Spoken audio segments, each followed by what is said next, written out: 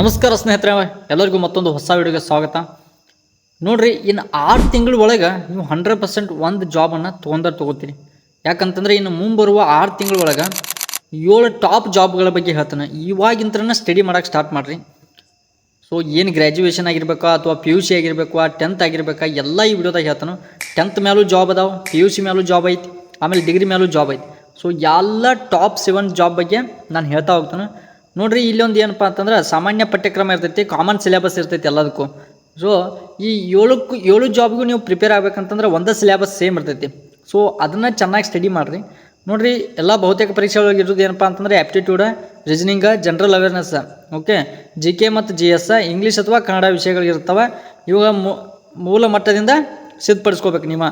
So ನೀವು ಒಂದು ರೀತಿ ಒಂದು ಕೋಚಿಂಗ್ ಹೋಗೋದಾಗಲಿ ಅಥವಾ ನೀವು ಸ್ವಂತ ಪ್ರಿಪ್ರೇಷನ್ ಮಾಡ್ತಿದ್ರು ಮಾಡ್ಬೋದು. ಯಾಕಂತಂದ್ರೆ ಕೋಚಿಂಗ್ದಾಗ ಹೇಳೋದು ಅದನ್ನು ನೀವು ಸ್ವಂತ ಪ್ರಿಪ್ರೇಷನ್ ಮಾಡಿರು ಎರಡೂ ಒಂದು.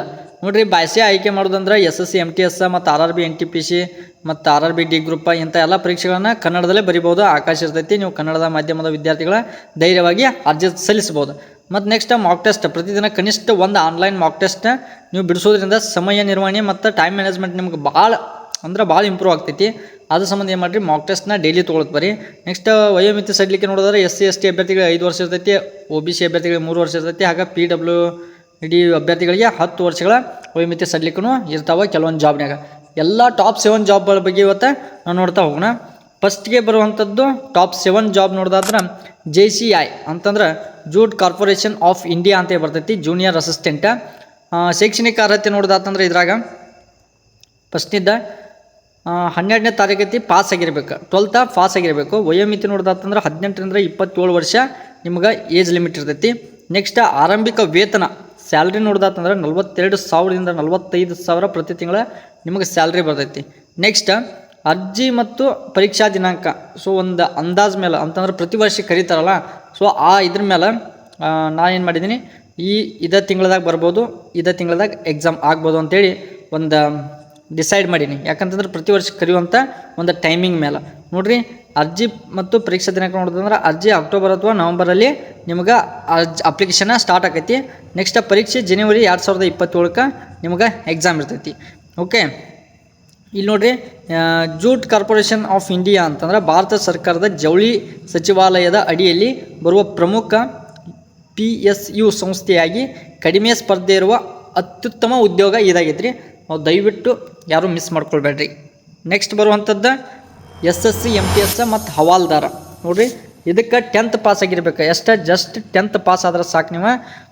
ನೋಡಿರಿ, ನೆಕ್ಸ್ಟ್ ವಯೋಮಿತಿ ನೋಡಿರಿ, ಇಲ್ಲಿ 18ರಿಂದ 25 ಮತ್ತು 27 ವರ್ಷನೂ ಇರ್ತೈತಿ. ಹುದ್ದೆಗೆ ಅನುಗುಣವಾಗಿರ್ತೈತಿ ಮತ್ತು ನಿಮಗೆ ರಿಲ್ಯಾಕ್ಸೇಷನ್ ಮೇಲೂ ಅನುಗುಣವಾಗಿ ಇರ್ತೈತಿ. ನೆಕ್ಸ್ಟ್ ಆರಂಭಿಕ ವೇತನ ನೋಡೋದಾತಂದ್ರೆ 35ರಿಂದ 38,000 ಪ್ರತಿ ತಿಂಗಳು ಸಿಗ್ತೈತಿ. ಇದೊಂದು ಗ್ರೂಪ್ C ಹುದ್ದೆ ಆಗಿರ್ತೈತಿ. ಅರ್ಜಿ ನೋಡಿರಿ, ಅಕ್ಟೋಬರ್ 2026ಕ್ಕೆ ಅರ್ಜಿ ಬರ್ಬೋದು. ಪರೀಕ್ಷೆ ಜನವರಿ 2027ಕ್ಕೆ ನಡಿಬೋದು. ಓಕೆ, ಒಟ್ಟು ಹುದ್ದೆಗಳು ನೋಡೋದಾತಂದ್ರೆ 8,000+ ಹುದ್ದೆಗಳು ಬರ್ಬೋದು ಈ ಸರಿ. ಓಕೆ, ಪ್ರತಿ ಸರಿ ನೋಡೋದಾತಂದ್ರೆ ಈ ಸರಿ ಒಂದು 8,000ಕ್ಕೂ ಹೆಚ್ಚು ಹುದ್ದೆಗಳು 100% ಬರ್ತಾವೆ. ನೆಕ್ಸ್ಟ್ ಹೆಚ್ಚುವರಿ ಮಾಹಿತಿ ಏನಪ್ಪ ಅಂತಂದರೆ, ಇಲ್ಲಿ ಈ ಪರೀಕ್ಷೆಯನ್ನು ಕಂಪ್ಯೂಟರ್ ಆಧಾರಿತವಾಗಿ CBT ಕನ್ನಡ ಭಾಷೆಯಲ್ಲಿ ಬರೆಯಬಹುದು. ಕೇವಲ ಒಂದೇ ಒಂದು ಪರೀಕ್ಷೆ ಇರ್ತೈತಿ. ಯಾವುದೇ ಇಂಟರ್ವ್ಯೂ ಅಥವಾ ಮೇನ್ಸ್ ಪರೀಕ್ಷೆ ಇದ್ರಾಗ ಇರುವುದಿಲ್ಲ. ಓಕೆ, ನಿಮ್ಗೆ ಫಿಸಿಕಲ್ ಇರೋದಿಲ್ಲ. MTSಗೆ ಫಿಸಿಕಲ್ ಇರುವುದಿಲ್ಲ. ಓಕೆ, ಹವಾಲ್ದಾರಕ್ಕೆ ಇರ್ತೈತಿ ಫಿಸಿಕಲ.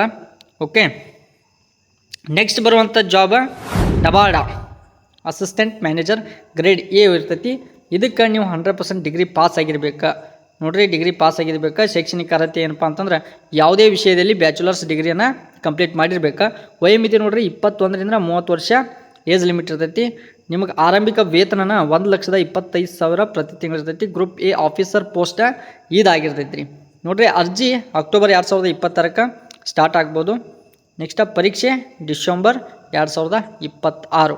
ಓಕೆ, ಕೃಷಿ ಮತ್ತು ಗ್ರಾಮೀಣ ಅಭಿವೃದ್ಧಿ ಬ್ಯಾಂಕ್ NABARD ಭಾರತದ ಅತ್ಯುನ್ನತ ಸಂಸ್ಥೆಗಳಲ್ಲಿ ಒಂದಾಗೈತಿದೆ. ಅನುಭವ ಇಲ್ಲದ ಫ್ರೆಷರ್ಸ್ ಕೂಡ ಈ ಹುದ್ದೆಗೆ ನೇರವಾಗಿ ಅರ್ಜಿ ಸಲ್ಲಿಸ್ಬೋದು ರೀ. Okay, next RRB NTPC non technical popular categories 12th and graduate pass ಆಗಿರ್ಬೇಕು.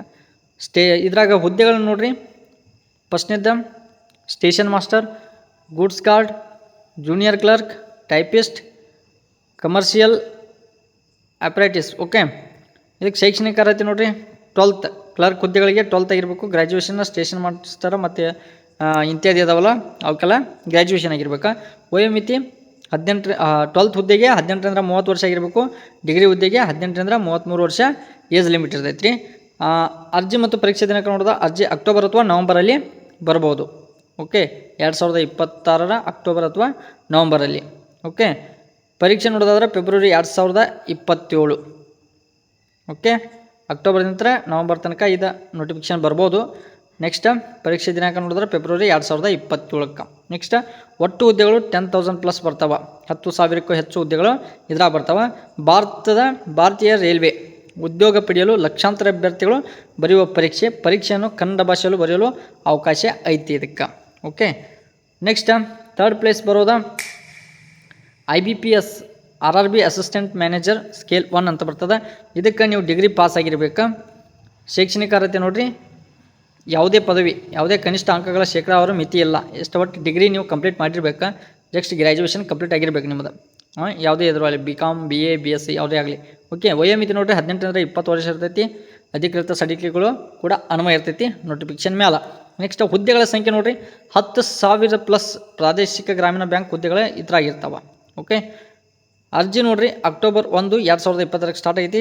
ಪರೀಕ್ಷೆ ಡಿಸೆಂಬರ್ 2026 ಇರ್ತೈತಿ. ನೆಕ್ಸ್ಟ್ ವಿಶೇಷತೆ, ಪೂರ್ವಭಾವಿ ಪರೀಕ್ಷೆಯಲ್ಲಿ ಅಂತಂದ್ರೆ ಪ್ರಿಲಿಮ್ಸ್ ಇಂಗ್ಲೀಷ್ ಭಾಷೆ ಇರುವುದಿಲ್ಲ, ಕೇವಲ ಮ್ಯಾಥ್ಸ್ ಆ್ಯಂಡ್ ರೀಸನಿಂಗ್ ಇರ್ತೈತಿ. ಓಕೆ, ಇದೊಂದು ಒಳ್ಳೆಯದು.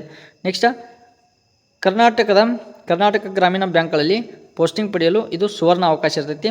ಸ್ಥಳೀಯ ಭಾಷೆ ಕನ್ನಡ ತಿಳಿದಿರುವುದು ಇಲ್ಲಿ ದೊಡ್ಡ plus point. Okay, so next ನೋಡ್ರಿ, ಸೆಕೆಂಡ್ ಬೋರ್ಡ್ದ SSC CHSL lower division clerk ಅಥವಾ JSC. ಶೈಕ್ಷಣಿಕ ಅರ್ಹತೆ PUC ಪಾಸ್ ಆಗಿರಬೇಕು. ವಯೋಮಿತಿ 18ರಿಂದ 27 ವರ್ಷ.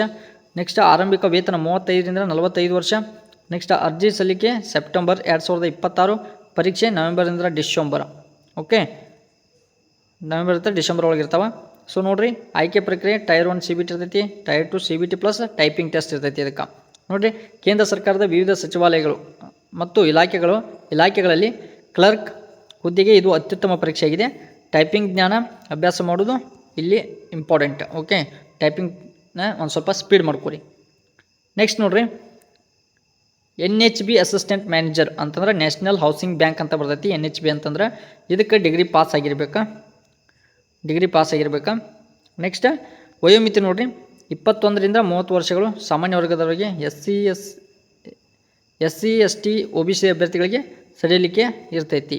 ಓಕೆ, ನೆಕ್ಸ್ಟ್ ನೋಡಿರಿ, ಆರಂಭಿಕ ವೇತನ 90,000+ ಇರ್ತೈತಿ. ಪ್ರತಿ ತಿಂಗಳ ಅಲವೆನ್ಸ್ ಸೇರಿ.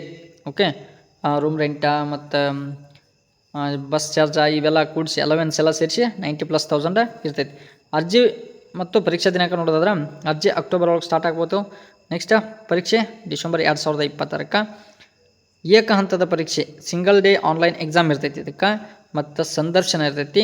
ಯಾವುದೇ ಮೇನ್ ಎಕ್ಸಾಮ್ ಇರುವುದಿಲ್ಲ. ಓಕೆ, NHB ಅನ್ನೋದು RBI ಅಡಿಯಲ್ಲಿ ಸ್ಥಾಪಿತವಾದ ಮತ್ತು ಕೇಂದ್ರ ಸರ್ಕಾರದ ಒಡೆತನ ಪ್ರಮುಖ ಬ್ಯಾಂಕಿಂಗ್ ಸಂಸ್ಥೆಯಾಗಿದೆ. ಇದರಲ್ಲಿ ಪ್ರಮೋಷನ್ ವೇಗವಾಗಿದ್ದು ನಗರ ಪ್ರದೇಶಗಳಲ್ಲಿ ಪೋಸ್ಟಿಂಗ್ ಜಲ್ದಿ ಸಿಗ್ತೈತಿ. ಓಕೆ ನೋಡಿರಿ, ಈ ಟಾಪ್ 7